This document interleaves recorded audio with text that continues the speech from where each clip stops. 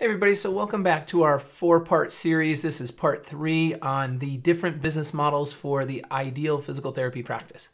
In part 1, we handled the insurance model, which is the most typical practice model. Then we went with the out-of-network model, so if you haven't checked those out, go back and grab those YouTube videos. I think you'll find those pretty helpful. And today we're going to talk about cash-based practices. There's a lot of buzz on cash-based practices for good reason. And many of us are looking at the insurance industry saying they're just not paying us what we're worth. And that is absolutely true. For the most part, multiple insurance companies are just not paying the appropriate amount for the skills, education and training, and professional delivery of services that doctors of physical therapy are providing today. Obviously, we realize that 2022 is coming and they're reducing reimbursement both for PTAs and PT across the board. So all of this in my mind is a crime. None of this is conducive to good healthcare practices. So a lot of people are feeling that same sentiment and they're jumping out and doing cash-based businesses. Well, let's consider what that world's going to look like for you. A lot of times what I find is you're creating a job for yourself. You're creating a high-paying job for yourself with some flexibility. And there's absolutely nothing wrong with that. But it's very difficult to get multiple people to work for you at the same high level, same caliber as you, and demand the appropriate cash-based reimbursement. On average, I would say, in my travels around the country, the majority of people who are doing cash are getting about $150 for an eval and about $100 a visit. Now, that can flex. I've seen it as low as, $100 for an eval and, $80 for a visit. And I've seen it as high as $250 for an eval and $180 for a visit. So I've seen everything in between. So really, you got to know your neighborhood, you got to know your county and your demographic. But business-wise, these are business models, right? So if you're going to do a cash-based business, you're going to chalk up in your head really quickly, hey, I'm not dealing with billing, I'm not dealing with EMR system, potentially, I'm not dealing with a whole lot of overhead, I'm going to get a smaller office.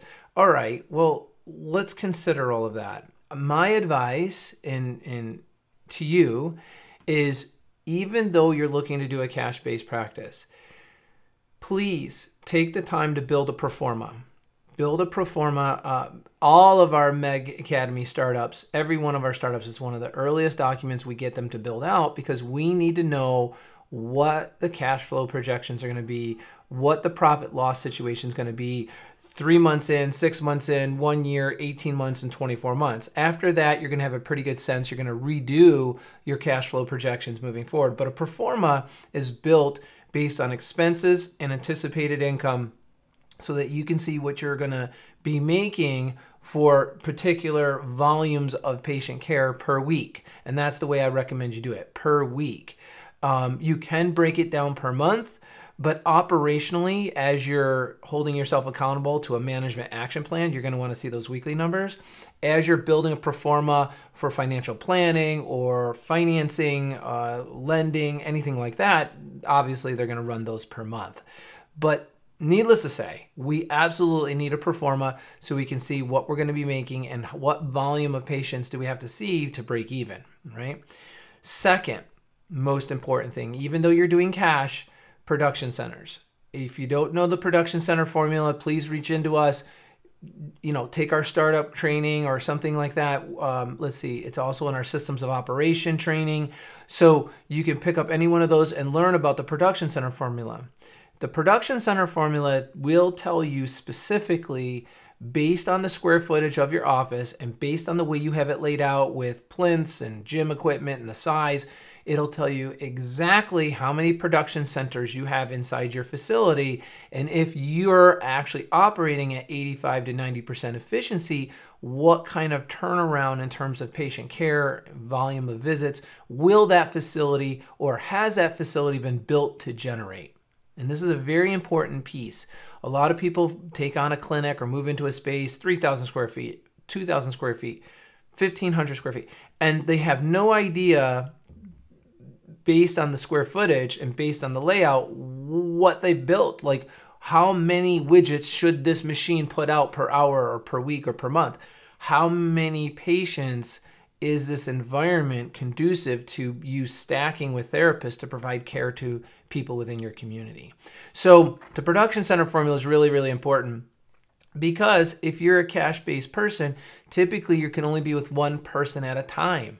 So that cuts down your overall clinical efficiency. But you're probably charging more per visit than what we're getting in our private carriers and with Medicare, which is why we do cash. But you're only getting paid when you're there working and treating patients. Oftentimes, if you take a vacation, you come back, there's no check waiting for you. Now, some of you are watching this video and maybe you're in Cook County, maybe you're in Fairfax County, Arlington, Los Angeles, San Francisco, some of these higher net worth areas, Bucks County maybe. If you're in these higher net worth areas, you may be able to hire other very highly trained, experienced therapists to work with you, and now you can do like a fee split with them, like employee leasing, if you will. If you're going to do a cash-based environment, if you want to do a W-2 and make them an employee, your overhead and costs are going to go up. If they're going to come in as contract labor, something like that, they're going to have the burden of carrying the FICA and their own insurance and things like that. So you have to check with your attorney, you have to check with your accountant for your state if you're federally qualified to exercise that employee as a contractor employee, 1099, versus a W-2 employee. Now, that all depends on where you're going with your cash-based services. If you're starting off with just PT, which is a very successful way to start, you should have at least 2 additional income streams that you want to tag along into this facility that you're building if it's bricks and mortar. I also would recommend 1,500 to 2,500 square feet. If you're a cash-based practice, 2,500 square feet is going to be a little big to swing, especially out of the gate. But if you're going to have gym-based services on a monthly basis, if you're going to have personal fitness training services, if you're going to have any kind of Pilates or whatnot, that's going to take up space. So think about what your additional income verticals are going to be and plan for the future. It definitely is not in your best interest to say, I'm going to be a cash-based therapist. I'm going to jump out and get an 800 square foot office or 600 square foot office. People are going to come see me and I'm going to collect cash, at the time of service and treat my patients. Well, that's fine, but that brings me back to that cash-based business that you created for yourself, that it's just literally a high-priced job for yourself, high-paying job for yourself, I meant to say.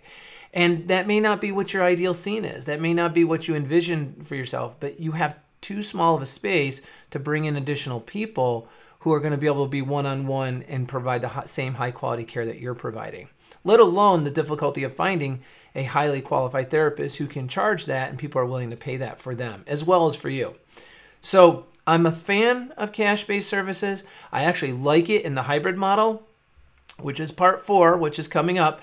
I'm going to shoot that next. And in the hybrid model, you actually have the best of both worlds. You have that gold level care. You have that platinum level care. People are paying for the cash-based services. People are using their insurance for the rest. You have fair, balanced services across the board. You can provide services that aren't covered by insurance. I really like that model a lot. I do enjoy the cash model if you're at that point in your career where you don't want the stress, you don't want to deal with, the overhead, and you can keep it low, just you and an assistant maybe, and you make your own hours and treat patients.